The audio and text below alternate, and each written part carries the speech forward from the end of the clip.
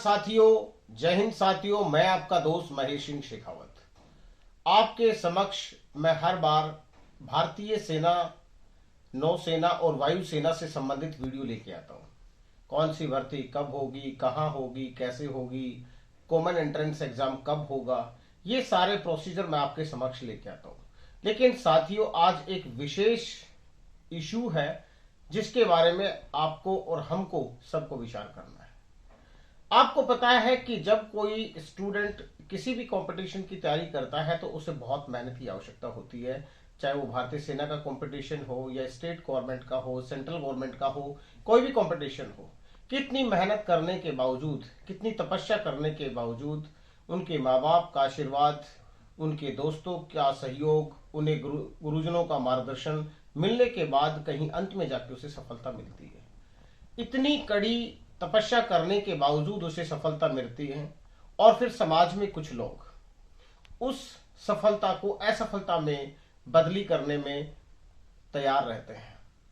मैंने ये देखा है कि समाज के अंदर कोई छात्र अगर कामयाब होता है तो आपको खुशी जाहिर करनी चाहिए। दूसरों की खुशी को हमेशा अपनी खुशी समझो।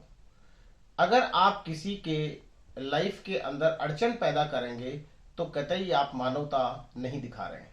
अगर मान लीजिए एक छात्र किसी गांव से कामयाब होता है तो आप उसके साथ खुशी जाहिर करिए, उसके साथ चलिए, उससे पूछिए वो कैसे कामयाब हुआ है, उससे कुछ सीखिए, उससे कुछ प्रेरणा लीजिए।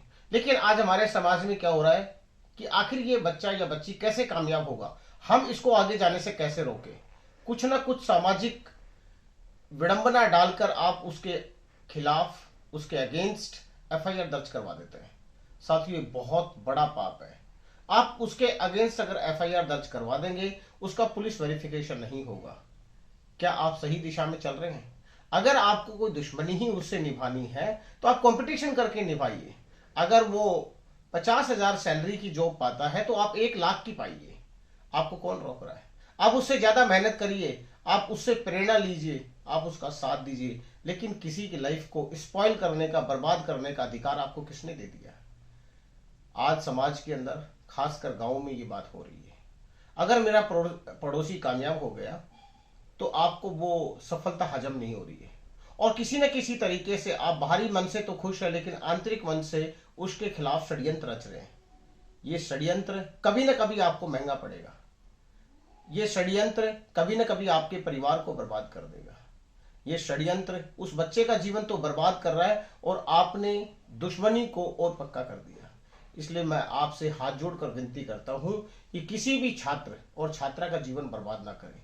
आपका कोई आपसी मनमुटाव है, घरेलू समस्याएं हैं, बैठकर सुलझा लीजिए, लेकिन किसी की लाइफ को मत खराब करिए।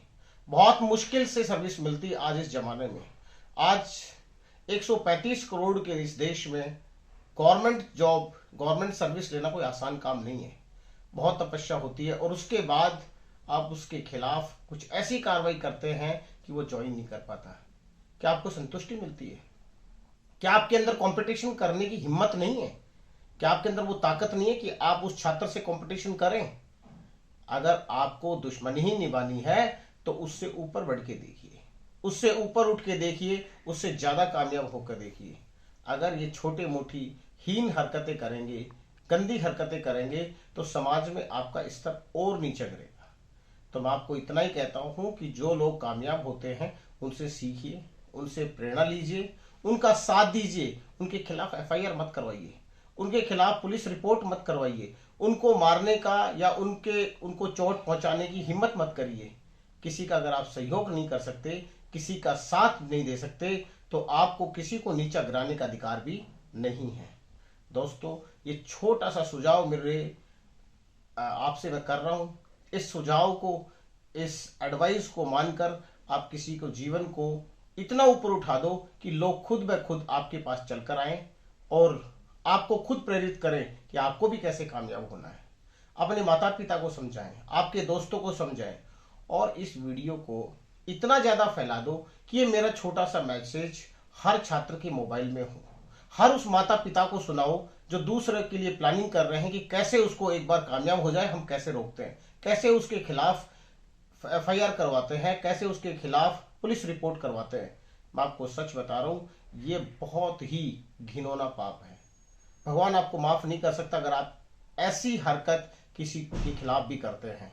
तो प्लीज हाथ जोड़कर विनती करता हूं, एक फौजी होने के नाते मैं आपसे गुजारिश करता हूं कि लोगों का सहयोग करें, उनकी खुशी का हिस्सा बने, उनके खिलाफ ना चले और मैक्सिमम लोगों को ये सुझाव दें कि आप कोई भी आपका साथी, आपका पड़ोसी, आपका चाचा, आपका ताऊ, आपका दोस्त कोई भी ऐसी हरकत ना करे। ज्यादा से ज्यादा इस वीडियो को फैला दें ताकि ये संदेश प्रत्येक व्यक्ति को मिल सके। जय हिंद, जय भारत, भारत माता की जय।